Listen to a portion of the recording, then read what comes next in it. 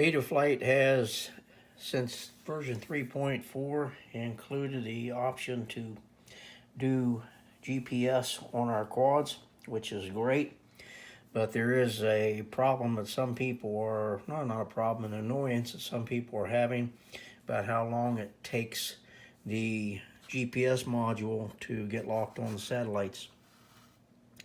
And what people are doing to kind of save time, I guess you could say, they're taking their flight batteries, some people are taking their flight batteries, plugging it in to the quad, throwing the quad in the car, taking off to the field.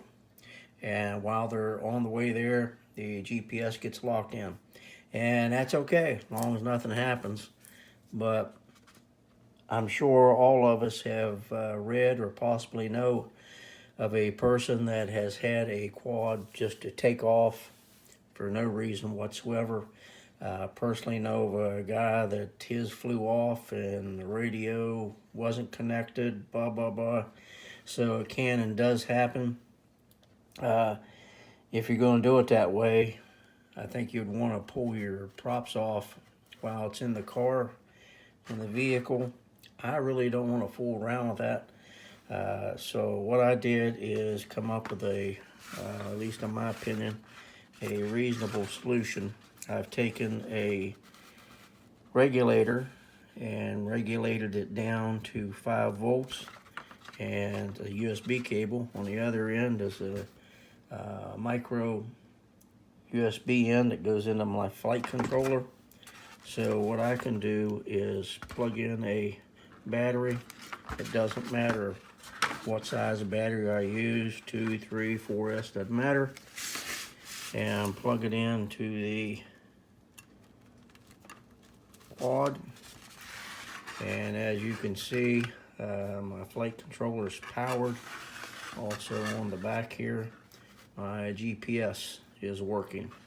Now, the good thing about this setup here is there is no way that, I'm not going to say no way, the motors should not ever be able to turn on running 5 volt. Even if they could come on, they're not going to take off. So what I do is I take this situation like this, plug everything in, take it outside. I fly at the house here usually, and take it outside, set it on the ground, and while I'm getting radio and all that stuff ready to go, I'm getting my satellites locked in. Now, here where I live, I unfortunately have about a 5-minute cold start with my GPS, so this makes it very, very handy for me. I don't have to use the flight battery, and really don't know how much drainage it would cause on your flight battery, but obviously there is some. So let me show you how I made this. Now, what I am not going to do, I'm not going to have you try to watch a video with me soldering or stripping wires or anything like that. Let's keep it nice and simple. So let me tell you first, what you need is a battery connector, whatever type battery you use, and this is a step-down regulator. I'll put a link where you can get them from. It has the input and the output, so put those down there. And what I'm going to do is connect the battery to the regulator first, and let's do that. All right, before we hook this up and adjust it, I just wanted to point something out to some of you that may not be real familiar with a multimeter.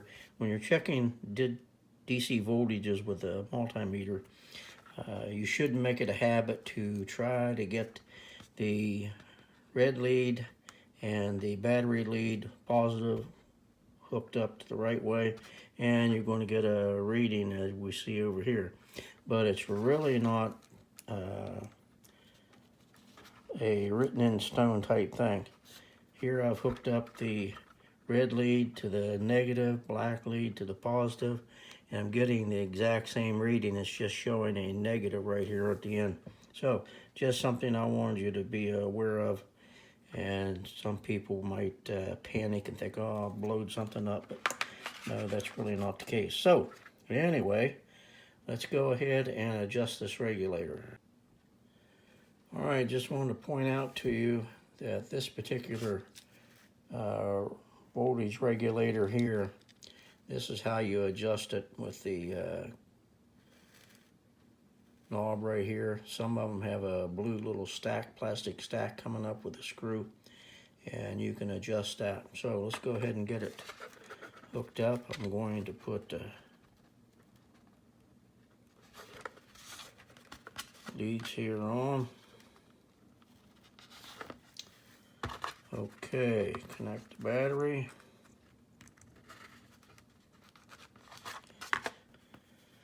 All right, I'm showing 8.99 volts. I want to adjust this to about, just a little under 4. Okay, I went the wrong way. 9, 8, 7, 6, 5. Okay, I think I'm going to do mine at about, just a little bit more than that. That thing's touchy. 495. That's good for me. All right, this is the other end of the USB cable where I've just taken and cut off, stripped it back, and tinned this a little bit, and I'm ready to go. Okay, got my solder connections made. I'm ready to go ahead and slide the shrink tube on, although I'm not going to shrink those just yet. I want to make sure everything's okay, but we'll get the shrink tube in place here. I'm going to do that one. After I shrink it, I'm going to do that one. And then finish it off this piece right here.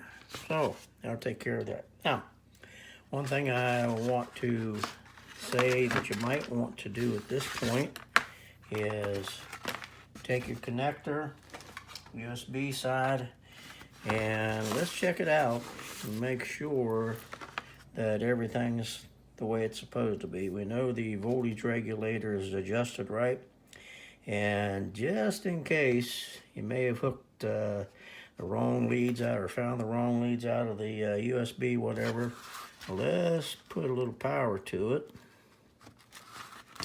And I keep an old flight controller laying around just for this kind of stuff, and let's plug it up and see if we're going to, whoops, wrong way. See if we're going to be okay. And there we go, we're good to go. No smoke. So the only thing I need to do now is put shrink the shrink tubing. So hope you can use this. Thanks for watching.